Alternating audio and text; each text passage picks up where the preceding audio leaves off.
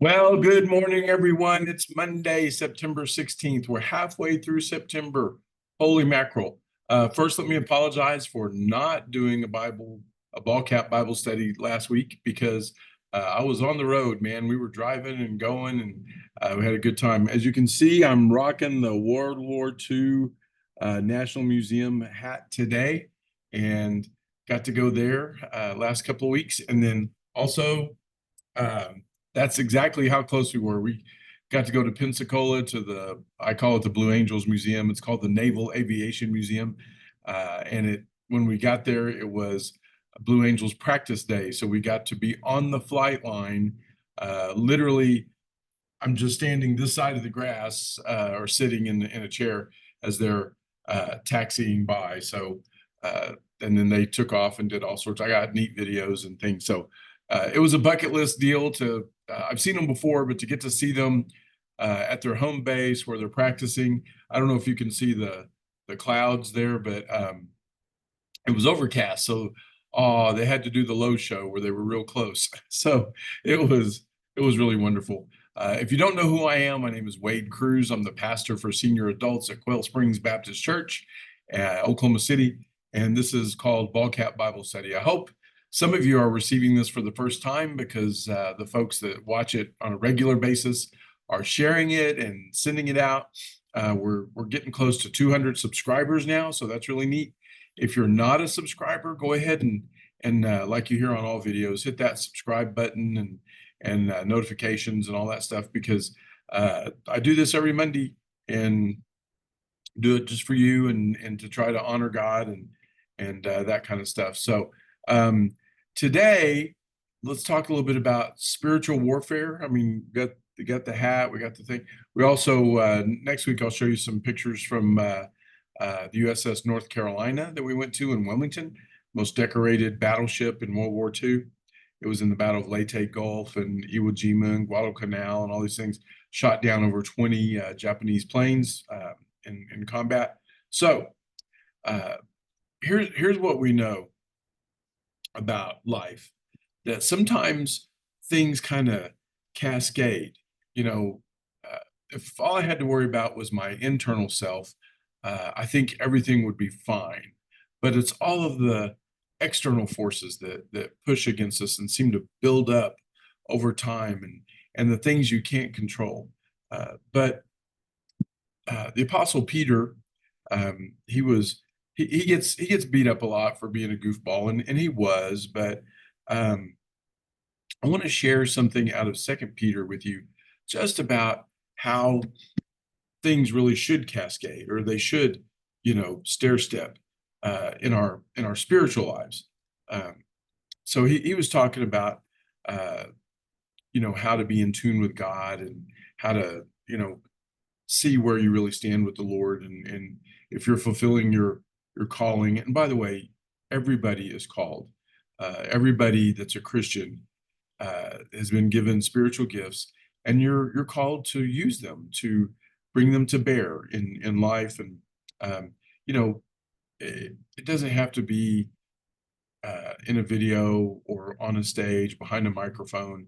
It could just be with your grandchild or your best friend or maybe a younger person that you're mentoring. Okay, now listen to this. This is pretty cool, and it's really encouraging me this morning. So it says, now for this very reason also, this is, by the way, this is Second Peter chapter 1, starting with verse 5.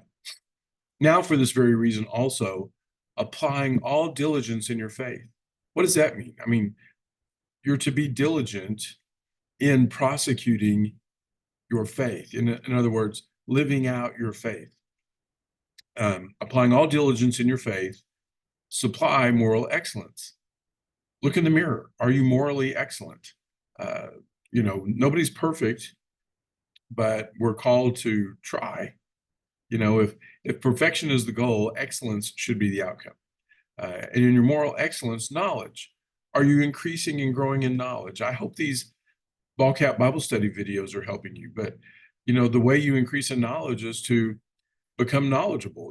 You have to be in the Word. You have to meditate on what God would have you to do. I'm going to read the whole thing in a minute after I pause on each one. But then in your knowledge, that gives you the ability for self-control. Now, I think all of us struggle with self-control in one way or another. Some people have anger management problems. Some people are impulsive. Some people, are OCD, whatever, out there with fingernail clippers on your lawn. You know who you are. And then your self-control, perseverance. I was watching a video on how these Navy SEALs survive their training, and they go through a week called Hell Week, and it's just like 90% of the guys that go out for it drop out, and it's not even the hardest one in the world, from what I understand. But perseverance. How do you persevere in the midst of all this stuff going on around you, things you can't control? Well, if you look, these build upon one another. In your perseverance, godliness. You should look more like God today than you did last year. I should, you should, we all should. It's called sanctification. You start off not looking as much like God, and then, years later down the road, you should look more like God and respond the way He would. And in your godliness, brotherly kindness. Think about that, brotherly kindness.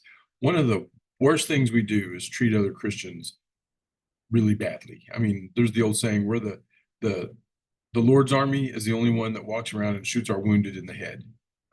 So, it's crazy. And I've seen people get treated badly that didn't deserve it by other so-called Christians.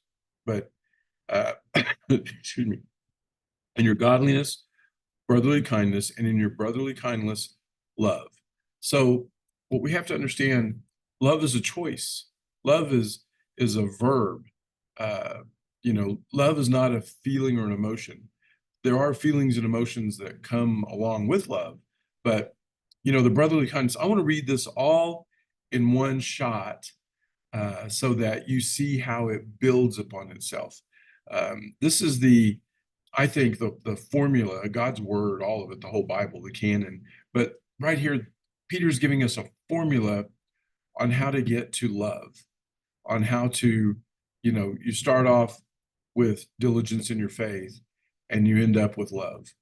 So let's look at it. Now, for this very reason, also applying all diligence in your faith, supply moral excellence, and in your moral excellence, knowledge, and in your knowledge, self-control, and in your self-control, perseverance, and in your perseverance, godliness, and in your godliness, brotherly kindness, and in your brotherly kindness, love. You see how all those build upon each other? If you're diligent to exercise your faith and you grow in knowledge and understanding, and then you are morally excellent within all that, man, the self-control just kind of shows up. Things don't matter as much. It's like, yeah, I'm not going to get upset about that because that's just stupid. But godliness and brotherly kindness. A real good friend of mine said he had a pastor one time who said, let me see if I get this straight.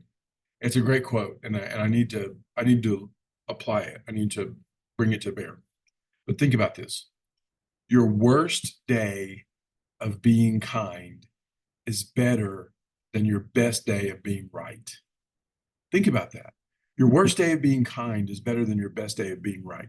How do you go from having all diligence in your faith to love? Well, Peter just showed that. I mean, a lot of us want to sit there and say, I am strong in my faith.